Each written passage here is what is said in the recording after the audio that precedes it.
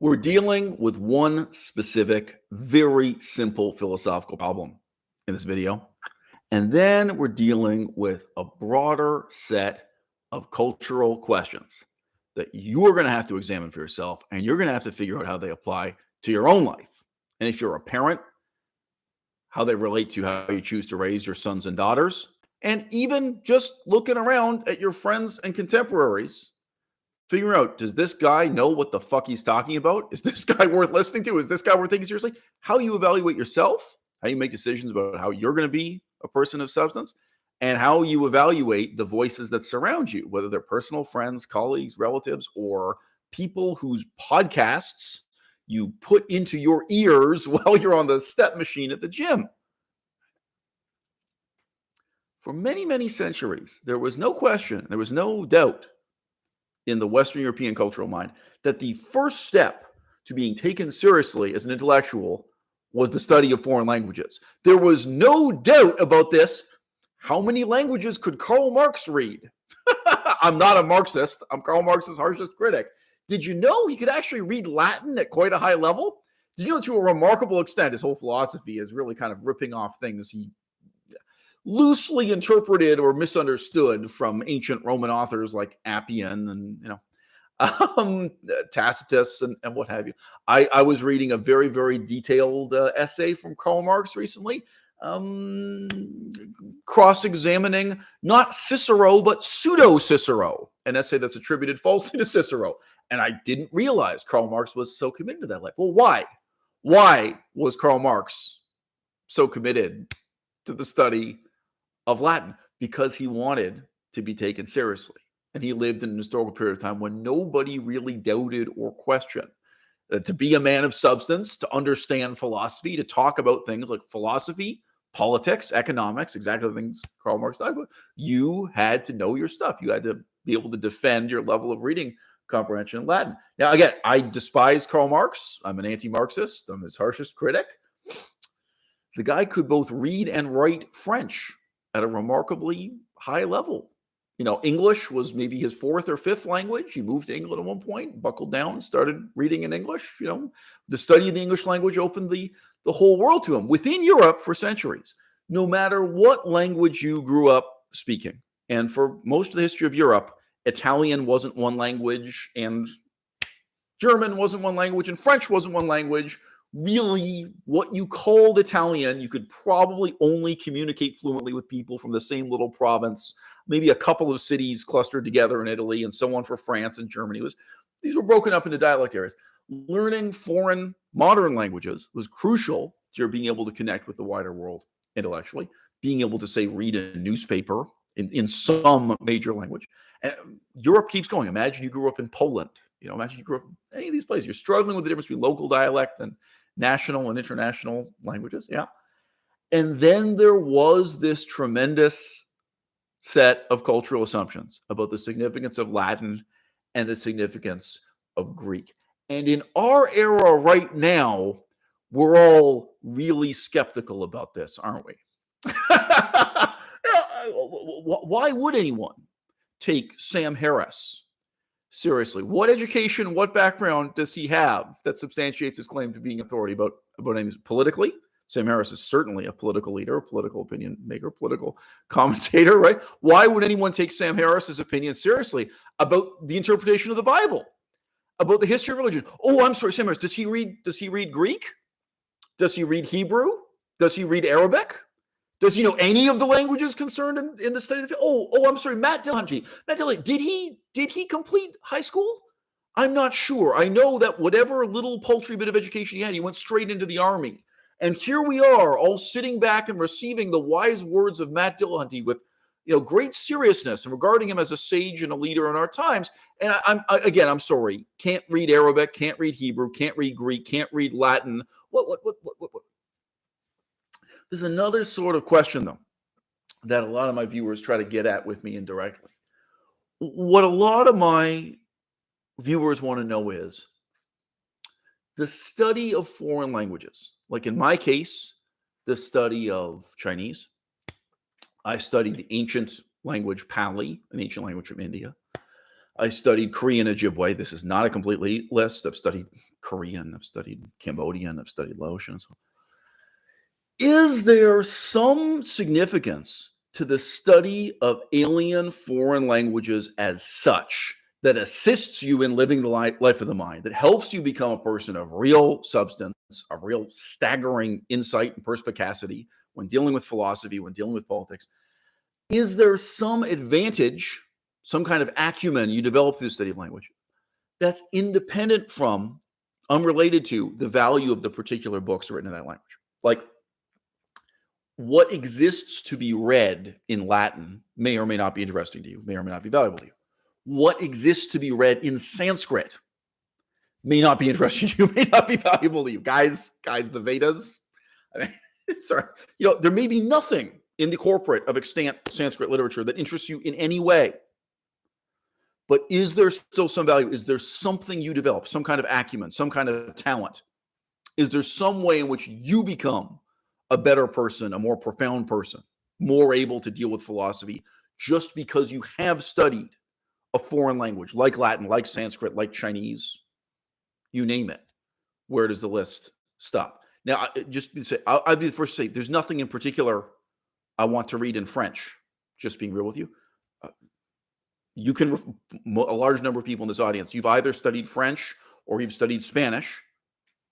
Do you really think you developed? Now, again, I think that as a civilization, over a period of 2,000 years, the pendulum swung a long way in one direction, where the study of foreign languages, ancient and modern, was just worshipped, right?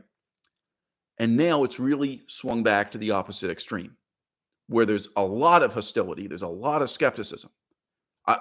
Just being real with you, Sam Harris, he can't read Chinese. He can't read Japanese. He can't read Sinhalese. He can't read Thai. He can't read Cambodian. He knows nothing about Myanmar or Burma, however you want to put it. Why is Sam Harris's opinion about Buddhist philosophy taken seriously, right? But I'm hinting at two different possible questions here. One question just has to do with the substance and the content of what's written in that language. The same way we can talk about, look, there are some texts you can only read in Latin, or you can only appreciate if you learn Latin to read them. The study of the Bible, even, if you hadn't guessed, I'm an atheist. I'm a nihilistic atheist, but even the most skeptical among us would say, yeah, if you really learn Greek, if you really learn Hebrew, you're going to gain a certain understanding of the Bible, Old Testament and New, that you can't have any other way. You can't just read it in English. And I say, okay, but that's dealing with the substance and the content of the particular text. What about your substance? What about the substance of the man himself? What if Sam Harris would be a better person if he had learned Chinese, if he had learned Sanskrit, if he had learned Pali, if he had learned Thai, Cambodian, Burmese? Now, sorry, I'm talking about Sam Harris, the assumption you guys know who the fuck I'm even alluding to. If you don't, I can't exactly encourage you to go and Google him. Sam Harris is a jackass. Sam Harris is a shallow, self-important, psychedelic drug-taking guru. There's a sense in which he would be a better man if he had studied any of those languages. Like, there's a sense in which he could have become a better man. But there's also an even simpler sense in which you just say, no, you'd have to be a better man to start with at day one to make those choices, to devote the time and energy and work to studying those languages, and to go through the genuinely humbling and really kind of humiliating process of struggling to understand some of those languages, instead of doing exactly what Sam Harris has done, which is to present himself as a guru and present himself as an expert without doing any of that language work. Okay. Determinism, the so-called debate between free will and determinism, a staggeringly simple, staggeringly stupid problem in the ongoing history of philosophy. Why is it so hard for native speakers of the English language to grasp the misapprehension at the basis of this problem. And familiarity with a number of profoundly different, profoundly alien, contrasting languages, in what way would that help you understand what's at the basis of the problem? If I say to you, there is no such thing as digestion in the absence of a stomach, it seems self-evident.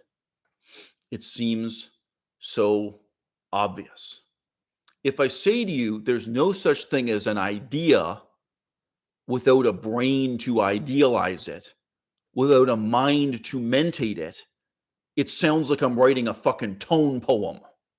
That's not a natural part of the English language. I can construe that to you, but it's so alien to our vocabulary, our grammar, that I'm better off saying to you, when you visualize what digestion means, it's not one thing, it's not one entity, right?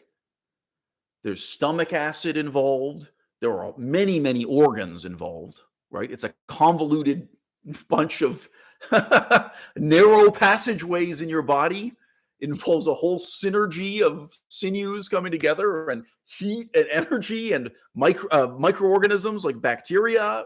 You know, it's really very complex, the concept of digestion, but we have one word for it, right? And you know, for example, right away, a ghost cannot digest something. An abstract idea like God cannot digest something.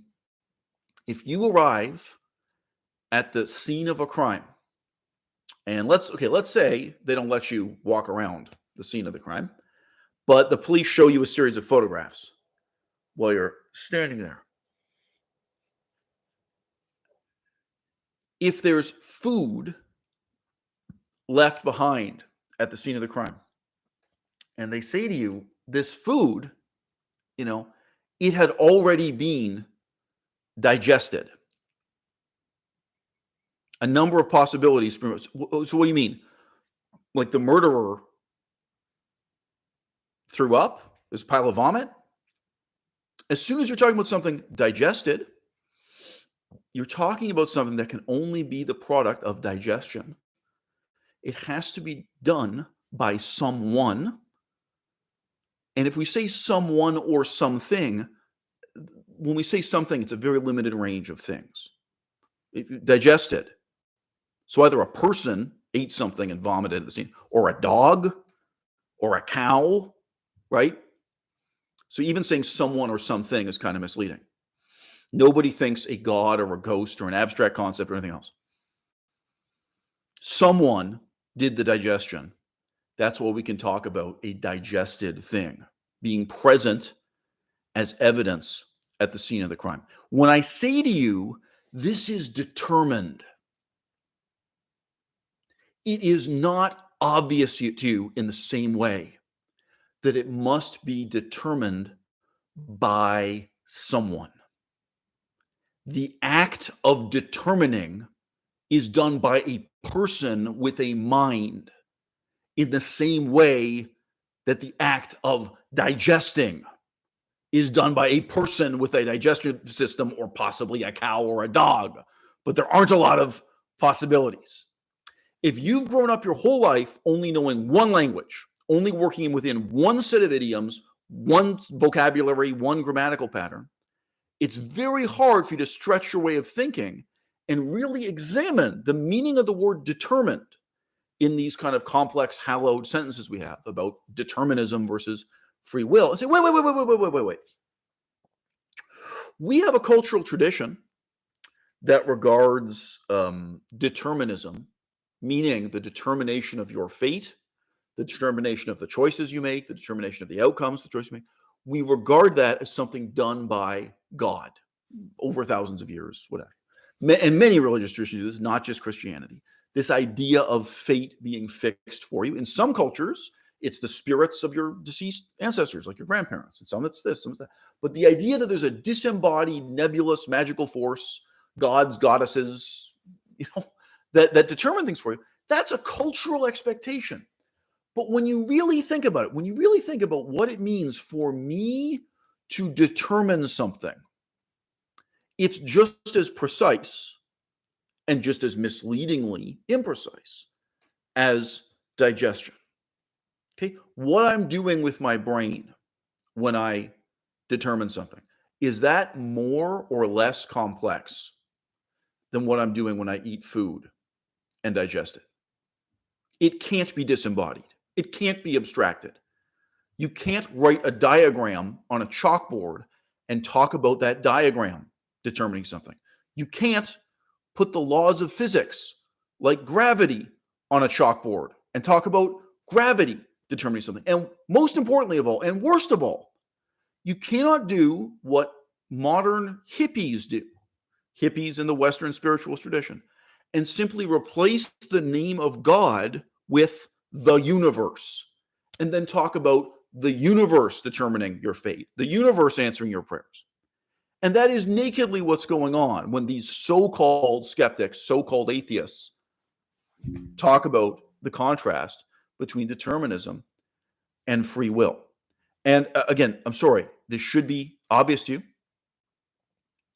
When you have debunked determinism, right, there is then no need for any discussion of or defense of the concept of free will, because meaning and significance of free will has only emerged as in contrast to, as an antidote to, these misconceptions about determinism. So, to give an example, throughout the Dark Ages, it was very meaningful for many centuries between two different schools of thought within Islam, two different schools of thought within the Christianity of the Dark Ages, for people to debate and dispute to what extent an individual man had free will and to what extent his fate was determined by God, to what extent salvation came about through God's grace. Those ideas made sense within a Christian worldview where you really had a misconception as fundamental as thinking that you can have digestion without a stomach. Why? People want to believe you can have a mind without mentation. People want to believe you can have ideas without ideation. Why? Because then it's immortal. The most intoxicating, appealing myth of all is that your body and your brain contains a soul that will continue to exist unchanged after your death. That your personality, your memories, your experiences, your desires, your love, your feelings, your emotions, that those can exist without a brain, without a complex set of chemicals, chemical conditions, a synergy of sinews that all come together in your mind and your body. Your emotions also involve hormones and everything else. Everyone knows this to some extent. The feeling of fear doesn't just exist in your brain, it's in your whole body, right? We all know this, but we all want to forget it because we want to think that your personality, your mind, your memories, your love, your fear, your regrets, your sorrows, that all of that has some kind of supernatural inertia. It didn't exist before you were born. But unlike your digestion, when you no longer have a stomach, that after you no longer have a body and no longer have a brain, your mind will continue on, your ideas will continue on, and it's not true. But as soon as people have taken that step, that fateful step, if you'll excuse the pun, once you have taken the step into believing your mind, your thoughts, your feelings are something other than synergy of sinews, all these factors, chemical conditions, so coming together in your brain, your body, then it is very easy to imagine that there is a God, that there is a fate, that there is the universe, that there are spirits. If you personally are going to live on after you die, everyone else does too. Your grandparents did too, so they're here right now. Now it makes the most sense in the world that they determine your fate. But at a very basic level, the problem is that you think of determination as something very different from digestion. Let's come back to the scene of the crime. You show up at the scene of the crime. We've now specified it's a murder scene. And the police are talking to you. And they say, oh, there's something else peculiar here.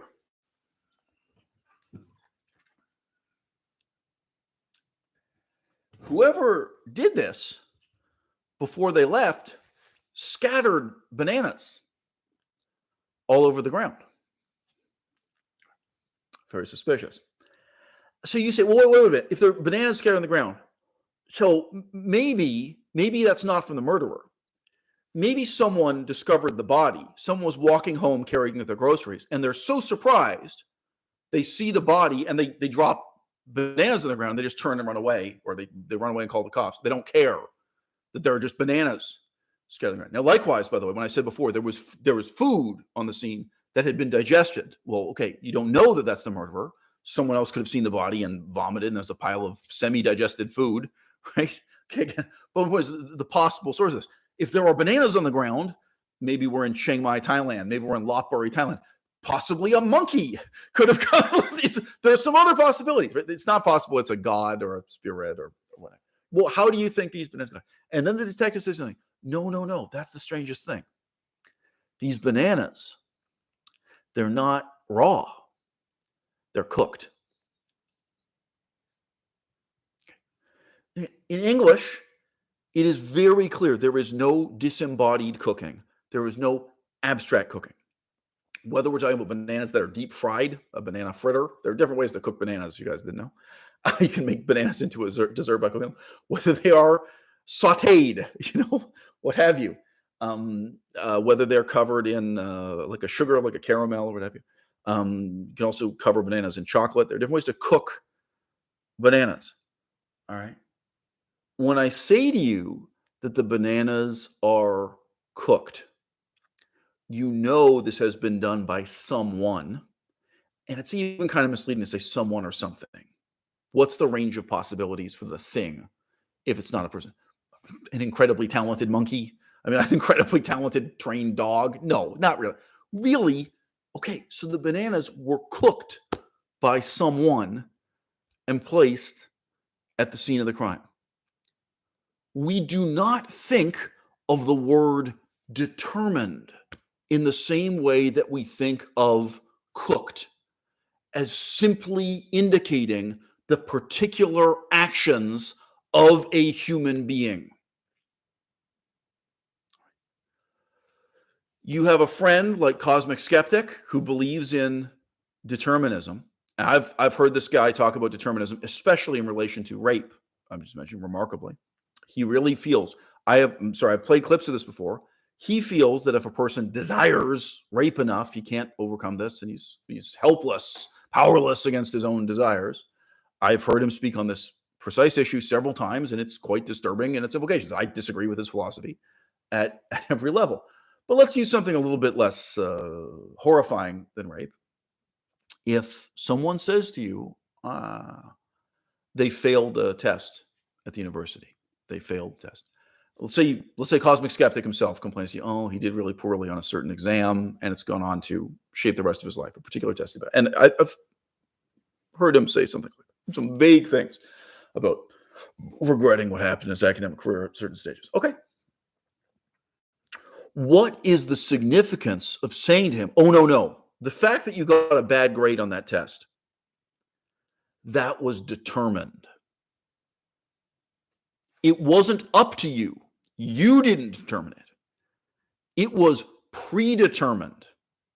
It was determined for you. In the same sense that telling me the banana is cooked absolutely definitely means someone cooked the banana. In the same sense as saying this food was digested absolutely means someone digested it. And there's no substitute. You can't put a bunch of abstract figures on a chalkboard and talk to me about particle physics, talk to me about the motion of atoms, talk to me about gravity, and so on. No.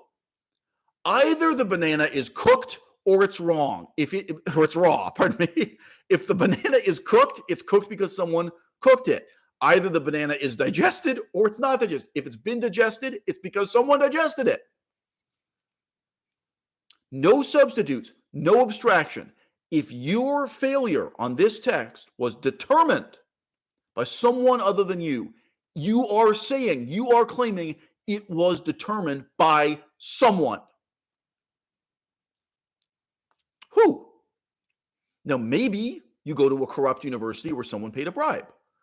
I've been in the situation. Maybe you're in a university class where the professor hates you and the professor wants to make sure you fail or you get as low a grade as possible. Maybe. That's a kind of determination. The professor is determined to determine your fate. Absolutely. That could be a real situation. That could be a real thing that you're struggling with. But if you are claiming that there is a disembodied fate, that there's simply something that the universe decides that is beyond your power, that the outcome of what happened on this test, the outcome of you falling in love with someone, whether you have a completely chaste romance or instead, as Cosmic Skeptic seems to repeatedly fantasize about, you're so overwhelmed with desire by someone that you rape them. Again, that's his preferred example, is to deal with rape again and again and again. And he argues from a utilitarian perspective and from a consequentialist perspective, he argues about the inevitability of rape, which is, again, I totally disagree with, root and branch, but that's his perspective of the world. Okay. Who determined that you would fall in love with her? You did. There's nobody responsible but you. And you have the same mentality as a Christian or Muslim out of the Dark Ages in wanting to attribute agency to a God or to the universe or to the laws of physics or to the motion of the atoms. All of it boils down to the same thing. Why? Because you're talking about something disembodied that is inseparable from the synergy of sinews and chemicals and emotions that produces it. There is no digestion without a stomach and stomach acid and a gallbladder, etc., etc., etc., and mucus and long intestines and small intestines. The word digestion, abstracted from and separated from the body, is meaningless. It's a contradiction in terms. It's like wood and iron. It's like hot ice. It is nothing but a fantasy that can have no reality in the world. It's like a square circle. It's purely paradoxical. And you can't see that. Partly because you're stupid. Partly because you want to believe in a myth that's something like the soul, or it's something like a God guiding your fate, etc., something like fate in some sense, whether it's a monotheistic God or not. And yes, partly because you have not learned to think outside of one tradition of idioms, one set of vocabulary, one set of grammatical patterns and paradigms. And I'll be real with you. I've been studying languages for so long. In a sense, all of us have been studying languages since we were toddlers. It's very hard for me to look back in my life and say that it's easier for me to explain this to you now because I studied Buddhist philosophy, because I studied Pali, language I mentioned to you, because I studied Korean Ojibwe, because I studied German, French, a lot of languages I don't even mention here, or because I studied Chinese. It's very hard for me to know how much of an advantage I myself gain from this. But the flip side of that, it's very easy for me to see that the moronism of Sam Harris, the self-righteous parochial stupidity of Sam Harris, is a result of the fact that he is monolingual, that he never learned any language other than English. For me to look at Matt Dillahunty, for me to look at Cosmic Skeptic and say, you are still at a grade school level in grappling with these ideas. And part of the problem is that you're not really grappling with the ideas. You are grappling with the words that imperfectly describe them. There's already a level of abstraction involved when we deal with words instead of the things themselves.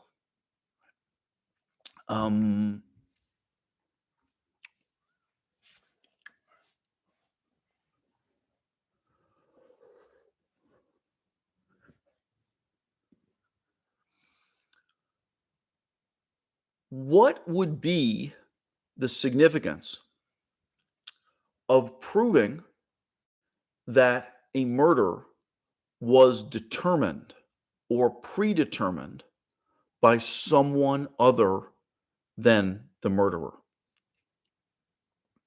I think everyone would agree, in plain English, that's the difference between the death penalty and walking free, right?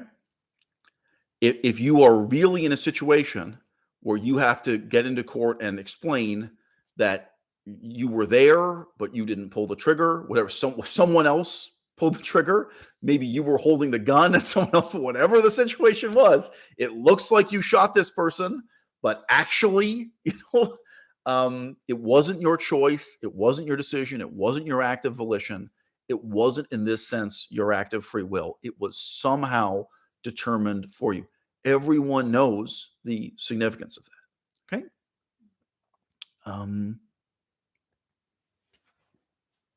Why do you think Cosmic Skeptic is so concerned about rape as an example? How is it possible? And God, sorry, just say, it's very embarrassing. If you have an accurate memory, if you're not an alcoholic, it's very embarrassing to look back at your experiences falling in love when you were 14, 15, 16, falling in love with a classmate. It's very difficult to admit yourself that you made a bunch of decisions, that you chose this, and you probably chose it for ridiculous reasons. You decided, oh, I like this guy because we both watch SpongeBob. Like, seriously, like when you're 16, like people fall in love because they listen to the same kind of rock and roll music. Like, if you can really remember and retrace your steps, right, of what you were thinking and how you decided it, you know what? Even as a teenager, you talked yourself into it. Now, a lot of people get bitter and cold as middle-aged people. Whether it's more embarrassing for you or less, right? Probably as you get older, you can reflect and you can remember exactly the moment when, as a woman, you thought, I'm going to give this guy a chance. Or as a man, you thought, okay, there are some red flags, but I like this and this about her. I'm going to give her a chance. Where you made a sort of rational decision to allow yourself to fall in love. And there were probably moments when you were with that person and you reflected on, am I going to hold back? Or am I going to let myself fall in love? There were certainly, as a man, I can tell you there are moments where it's like, okay, am I really going to seduce this person? Am I really going to make this woman fall in love with me? Or am I going to stay calm and detached and keep my distance? I have repeated experiences with women who basically say they want to get married to me on the first date. I do have a lot of experience with women really falling in love with me right away. And both parties have a choice. I could tell the woman, whoa, calm down, cool down, take your time, let's wait till we're 6 months in before we have a conversation about getting married. I can do that. And she can do that too. The woman can do that too. Or you can say, yeah, hey, throw caution to the wind. Let's totally fall in love. There actually are. I mean, whether you're reflecting on young love or middle-aged love or love in old age, actually there's a lot of reasoning. There's a lot of choosing along the way. I'll be real with you. I think this is one of the reasons why people become alcoholics and become drug addicts. A lot of people want to have spontaneous, out of control, romantic experiences. And really the only way to do that is to kind of override, the reasoning faculty with something like, alcohol or drugs. So that, for many people, not all, but for many people, that's an intoxicating and appealing idea. And, at least speculatively, I can believe if you're high enough on cocaine or you're drunk enough or what have you, you just fall into bed with people in a more spontaneous and animalistic and instinctual way without dealing with the inhibitions and the doubt and the self-examination and the analysis of the other person's character. Is this really somebody I want to fall in love with? Do you know how many women I've rejected just because they smoke cigarettes? You can be a good person in many ways and smoke cigarettes. I don't want you. I'm an asshole, whatever. I'm not saying I'm good for this reason. I had one friend, and quite a number of different women wanted him, and he was incapable of finding a woman attractive. She had any tattoos at all. And it was mostly hippie spiritualist women who went for him. So they might, have some kind of lotus blossom or some kind of Hindu Om symbol or something. And he just felt anyone who had any tattoo anywhere on their body was so low. And, this isn't an evolved instinct, guys. This is not, how am I going to put this? This doesn't go back to the Stone Ages. This doesn't go back to Charles Darwin and evolutionary time. You are talking yourself into it, falling in love, and you're talking yourself out of it, and you're making rational judgments, even if they're in a split second. You meet someone and talk to them, and you size them up, and they size you up all the time. Okay? So, ordinary courtship, ordinary falling in love process. When you look back, why would you want to believe this is determined? Determined by who? By God? Determined by the spirits of our ancestors, some other magical, by fairies, by fate? Determined by who? Determined by what?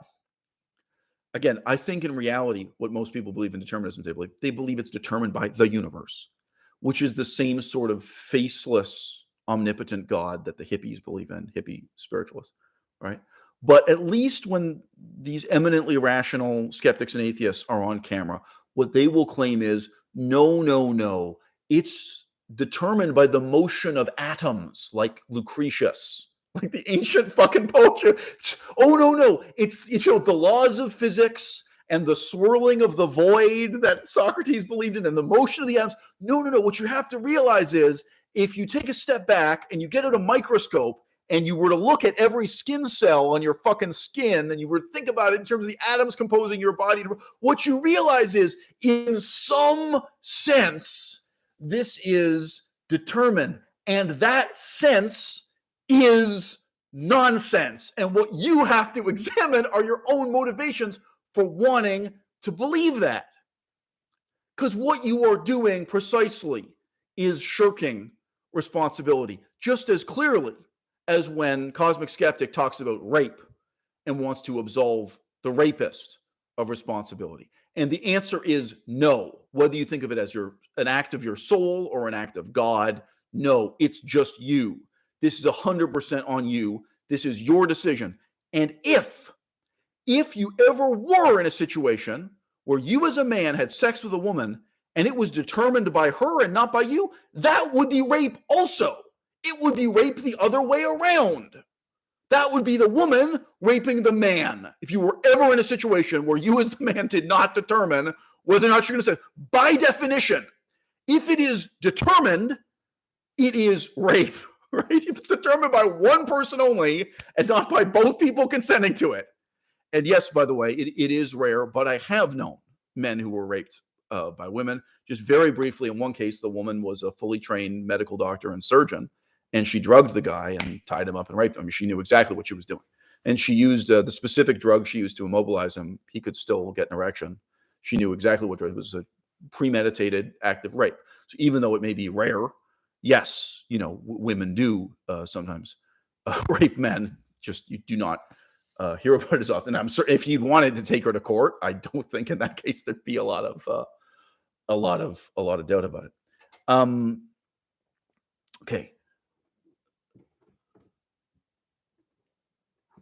If you actually believe you can zoom in and look at the motion of the atoms and that this is a meaningful sense of determination and determined, or you think you can zoom out and look at the laws of physics for the universe as a whole and say that that's determined, why don't you believe in the immortality of the soul in the same way, on the same basis, right? So I'm at the scene of this crime. There's food that's been digested. Digested by who? It must be digested by a person, or could be a dog, ate something and vomited. But you're telling me there's evidence. There's something real here. It's digested. If it's digested by someone, digested by something. Oh, there are bananas at the scene of the crime. The bananas have been cooked. This could only be done intentionally. Right?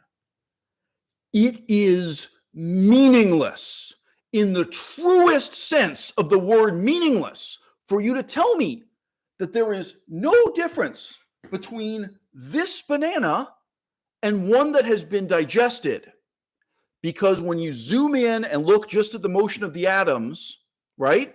Or you zoom out and you look at the laws of physics, there's no difference between the digested and undigested. It's all determined. that there's no difference between a banana that's raw and a banana that's cooked on the basis of these mystical forces that are always just out of sight and just out of mind, whether it's by zooming in or zooming out, just like the Judeo-Christian God, the God of the gaps, the God that is forever hiding in the shadows, the God that stands in an alcove as Moses walks past. This is an ancient tradition. Right?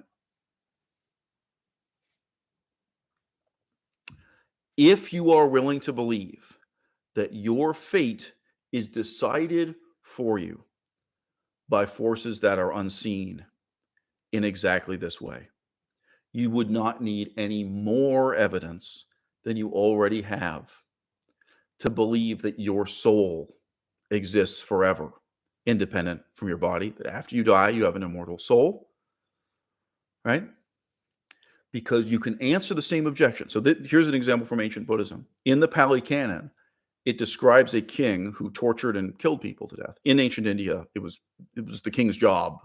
It was perceived as normal for him to execute criminals and spies and enemies of war through various ingenious means. But there is a king who claims that he has executed a number of criminals by putting them inside a pot, a large earthenware pot, which they still use to cook in India. They have a tradition of that. So they have an earthenware pot big enough to put a human being in, which is believable, and sealing the top and putting it over a fire.